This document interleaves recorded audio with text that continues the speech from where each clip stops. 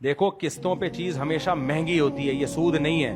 Cash پہ ہمیشہ سستی ہوتی ہے، قسطوں پہ ہمیشہ مہنگی ہوتی ہے. وہ اس لیے مہنگی کر کے بیچ رہا ہے کہ بھائی آپ مجھے کوئی فیور تو دو نا، اگر آپ لیٹ دیر سے پیسے دو گے. تو یہ بالکل جائز ہے، کہیں سے بھی یہ سود نہیں ہے. سود جب بنے گا جب آپ کسٹمر کو یہ آفر کرو کہ یہ چیز قسطوں پہ کیش پہ 100 روپے کی اور قسطوں پہ 150 روپے کی.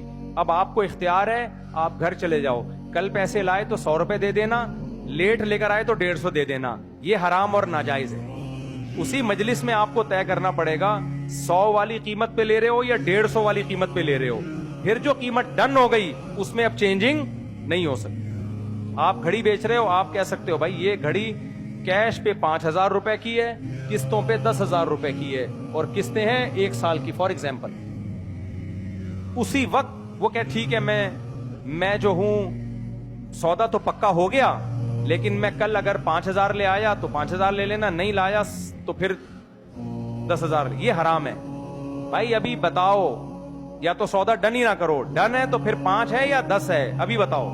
پھر جو قیمت طے ہو گئی نا اب اس میں تبدیلی نہیں ہو سکتی. مثال کے طور پر اس نے خرید لی کیش میں کہ ٹھیک ہے میں 5000 میں میری ہو گئی ہے گھڑی لے گیا، وہ 5000 نہیں لایا، 1 سال کے بعد آ رہا ہے، آپ کہہ رہے ہو نہیں اب 10 لوں گا. یہ حرام ہے. لوگے آپ 5 ہی، بے شک اب وہ سال کے، کیونکہ قیمت جو طے ہوئی تھی وہ کتنی ہوئی تھی؟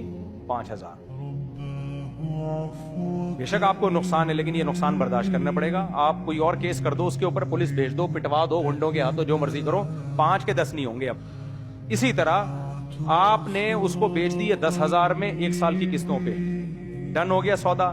کل وہ آ رہا ہے کہ یہ 5 پکڑ اور قسطیں معاف. نہ اب 10 ہی دینے پڑیں گے آپ کو. اس بیس پہ کمی نہیں ہو سکتی کہ وہ کیش پیمنٹ کر رہا ہے، کیونکہ قیمت جب ایک دفعہ طے ہو گئی اب اس میں کمی بیشی نہیں ہوگی. یہ میں نے اگرچہ ابتدا میں آپ سے کہا کہ میں فقہی مسائل میں دخل نہیں دینا چاہتا، لیکن بعض چیزیں ایسی ہیں کہ جن کے بارے میں میری یہ رائے ہے کہ میں یہ رسک لے کر بھی کہ علماء میں اس بات سے اختلاف کریں گے، میں وہ بات بیان کروں. وہ ایک ایسا حق ہے، احقاق حق، جس کو کہ جس سے جین اور جان چرانی نہیں چاہیے.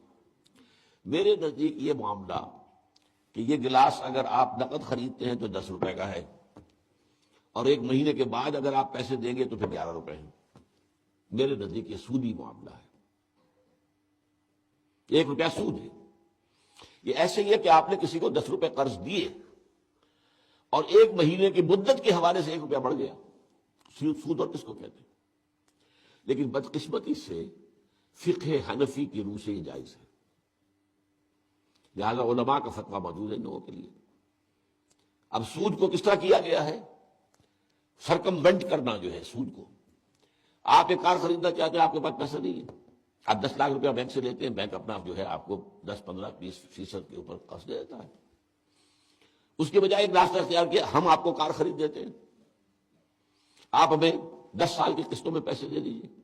وہ اپنے 10 سال کا سود کیلکولیٹ کر کے اس میں ڈال دیتے ہیں، وہ آپ کو دینا پڑے گا. تو یہ صرف ایسے ہی ہے کہ ناک کو سیدھا پکڑ لیا جائے، یا یہ کہ پھرا کر ہاتھ جو ہے گردن سے، میرا تو ہاتھ نہیں پہنچتا، لیکن یہ کہ بہرحال جن کے پہنچ جاتے ہیں ہاتھ، وہ گنجائش کیے بیٹھے. تو میرے نزدیک اصل میں یہ آپ کے سامنے ایک بڑی یعنی دین کی حکمت اور فلسفے کے اعتبار سے بہت اہم بات ہے جو اب کہنے چلا ہوں. دیکھیے آپ کو معلوم ہے کہ حق و باطل کے درمیان کشاکش اور کشمکش اور جنگ یہ تو اول روز سے ہے.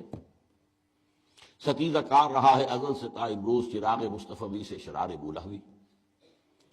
نتیجہ کیا ہے؟ حق غالب آتا ہے، کچھ عرصے کے بعد پھر باطل سامنے آ جاتا ہے. پھر کوئی اللہ نے نبی بھیجا، پھر حق کو غالب کیا، پھر اس کے اوپر بعد میں کچھ عرصے کے بعد پھر باطل سامنے آ گیا، شیطان نے پھر غلبہ کر لیا. یہ ہوتا آیا. خلافت راشدہ کے ختم ہونے کے بعد سب سے پہلی خرابی کیا آئی؟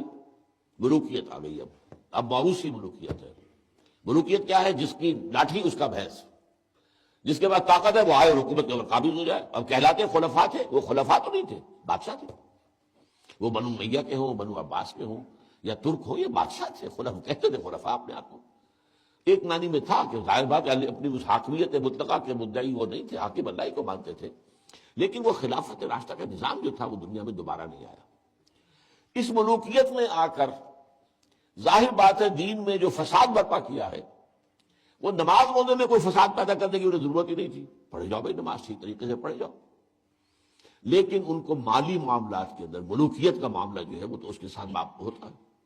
سب سے پہلی خرابی یہ پیدا ہوئی کہ جاگیرداری، اسلام میں کوئی جاگیرداری نہیں، اسلام میں یہ جو ایبسینٹی لینڈ لارڈزم ہے یہ بھی جائز نہیں ہے۔